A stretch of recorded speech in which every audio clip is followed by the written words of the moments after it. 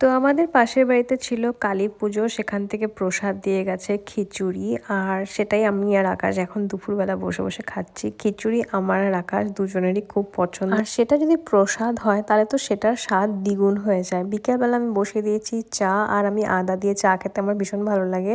আর সাথে দেখছি আমরা তারক মেহতা কা উল্টা চশমা। আর রাত্রে খাচ্ছি আমি দুধ রুটি, আর সাথে একটু গুড় নিয়েছি মিষ্টির জন্য। আমার রুটি তরকারির থেকে রুটি দুধ দিয়ে খেতে বেশি ভালো লাগে। পরের দিন এসছে মা পাপা 1 বছর পর, আর মা পাপার হাতে আমার মামা মামি পাঠিয়েছে আকাশের জন্য দই, যেটা আকাশ খেতে খুব ভালোবাসে, আর এটা আসামেই পাওয়া যায়। আর তাতি আমার জন্য পাঠিয়েছে কুলের আচার। আর মা পাপা অনেক কিছু নিয়ে এসছে, একটা একটা করে তোমাদের আর কি দেখাবো।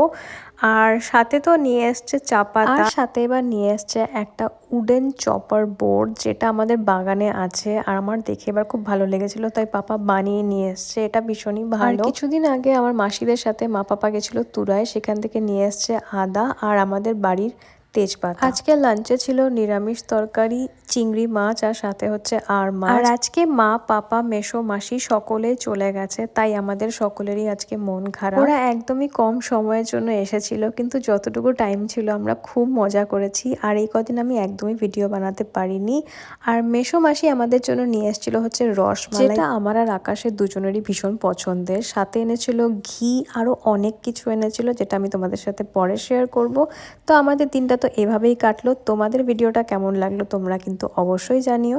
দেখা হচ্ছে খুব তাড়াতাড়ি আবার একটা নতুন ভিডিওর সাথে। সবাই ভালো থেকো, সুস্থ থেকো।